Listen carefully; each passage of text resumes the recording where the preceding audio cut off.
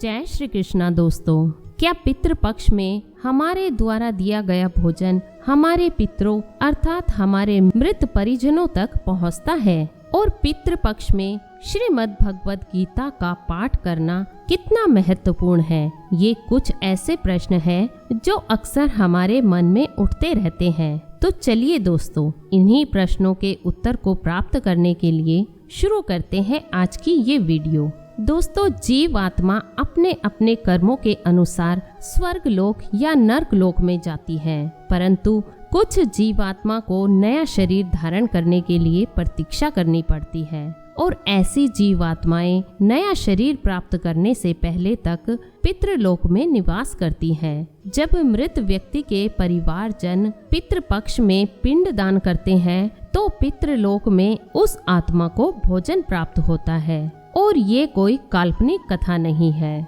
अग्नि पुराण के 157वें अध्याय के 31वें श्लोक में बताया गया है कि प्रेत चाहे स्वर्ग में हो या नर्क में, उसके परिवार द्वारा दिया गया श्राद्ध उसे अवश्य मिलता है। इसलिए मनुष्य को अपने पितरों के लिए शोक नहीं करना चाहिए। पृथ्वी लोक का 1 साल पितृलोक के 1 दिन के बराबर होता है और पितृपक्ष हर साल आते हैं। इस प्रकार हमारे पितरों को हर रोज भोजन प्राप्त होता है।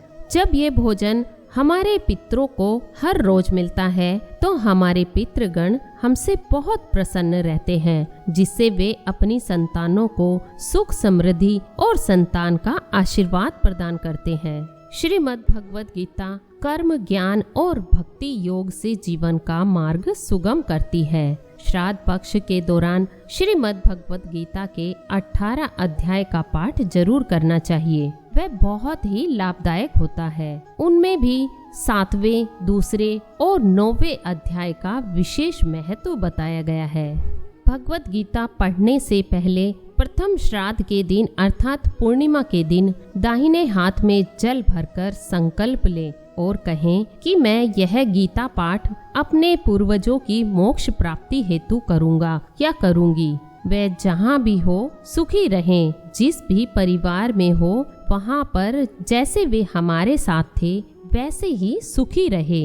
गीता पाठ सुनना बहुत ही लाभदायक होता है। भगवद गीता परमार्थ का रास्ता दिखाती है। जब भी जीवन में कठिनाइयाँ आती हो तो गीता पाठ पढ़ लें। इससे सही रास्ता अपने आप दिखाई दे जाता है। अगर कोई इंसान भगवद गीता पढ़ता है तो उसके मन में कुछ सवाल होते हैं जिसके जवाब उसे पढ़ते पढ़ते ही पता चल जाते हैं। भगवद गीता मुक्ति का माध्यम बनती है। श्राद्ध पक्ष में अगर हम गीता पढ़ते हैं तो हमारे पितृ बहुत खुश होते हैं और गीता पाठ की वजह से हमारे पितरों को मोक्ष की प्राप्ति होती है। भाद्रपद की पूर्णिमा से अश्विन कृष्ण की अमावस्या तक कुल 16 दिन तक श्राद्ध रहते हैं। इन 16 दिनों के लिए हमारे पितृ सूक्ष्म रूप से हमारे घर में विराजमान होते हैं। साल 2023 में 29 सितंबर से पूर्णिमा के दिन से पितृपक्ष प्रारंभ हो रहे हैं